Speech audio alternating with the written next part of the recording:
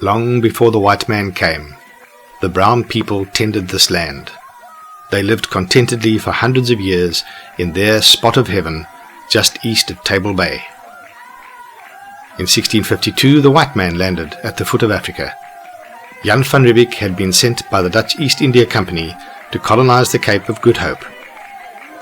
A few years later, frontier farms were established in what is known as the Renosterveld, vegetation of the rhino, which stretched from towns known today as Piketberg in the north to Swellendam in the east. The Renosterveld created a wonderfully fertile environment in which an abundance of flora and fauna flourished. Animals such as wildebeest, zebra, eland, and many more roamed freely through the veld.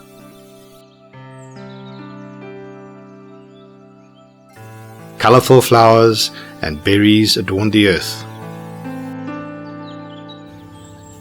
and birds frolicked contentedly on peaceful ponds.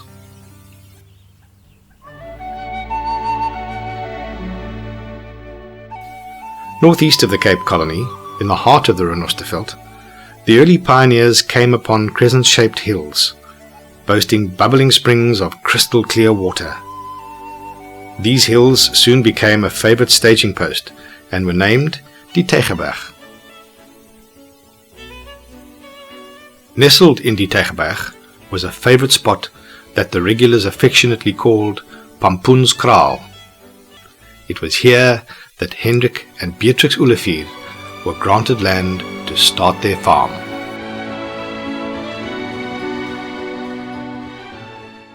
It was a remarkable time in history. The peace and tranquility were overpowering. Hendrik and Beatrix enjoyed every minute of their new life. They named the farm Clara's Fontein, after Hendrik's mother and the bubbling waters of the spring on the upper pasture. The children had taken to this foreign land as only children can, and every day there was a new adventure to look forward to. Life was not all a bed of roses, and Hendrik worked hard to improve the farm until he died suddenly in 1701.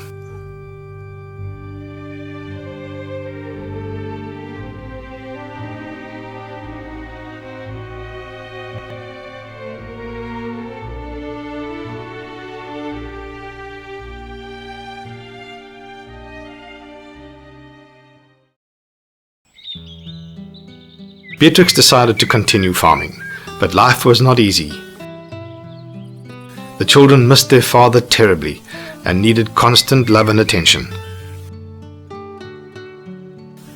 Hendrik had purchased 4 slaves from the Dutch East India Company prior to his death. They were now a great help to Beatrix, and after being granted grazing rights in 1706, she introduced sheep and cattle to the farm. However, even in slaves, passions run high.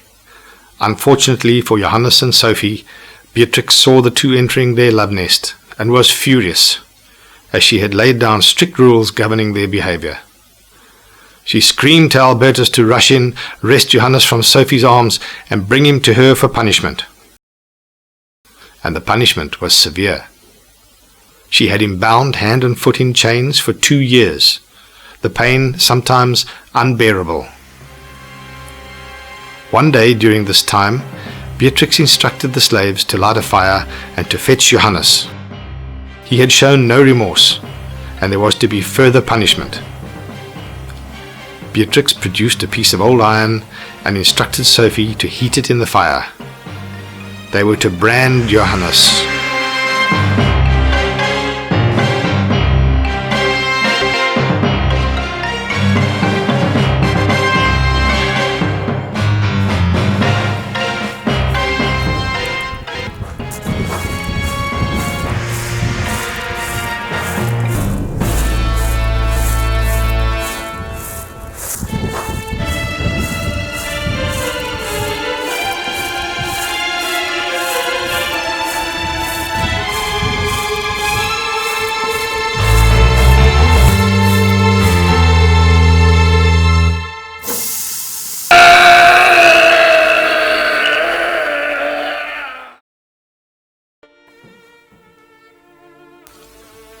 It was in the winter of 1712 that Anna died.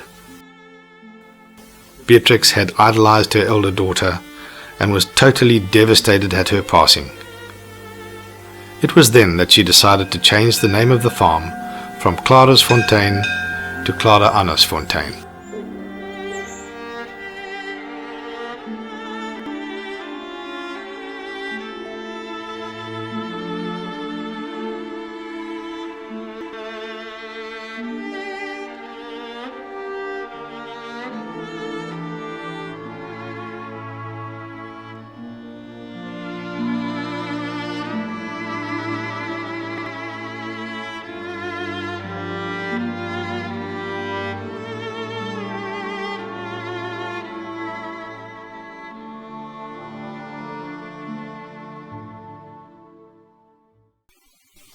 Bad fortune befell the farm.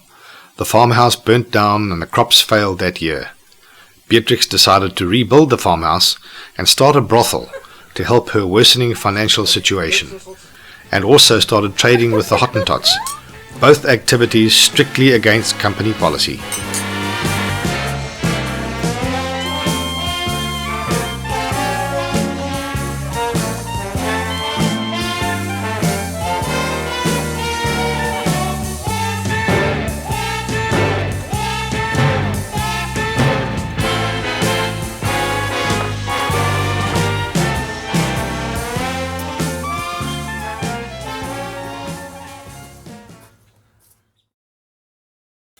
Inevitably, the Dutch East India Company found out about Beatrix's transgressions, and on that fateful day in 1722, angry company officials arrived at the farm.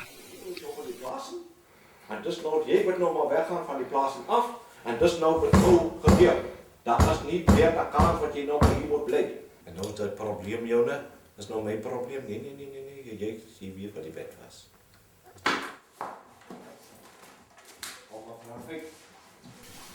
Beatrix was told to leave her beloved home forever.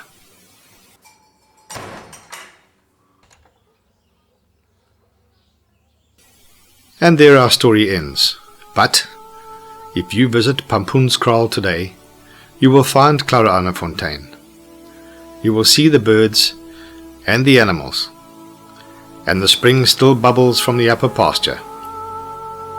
And if you look very carefully, you may see Hendrik and Beatrix strolling arm in arm through their garden.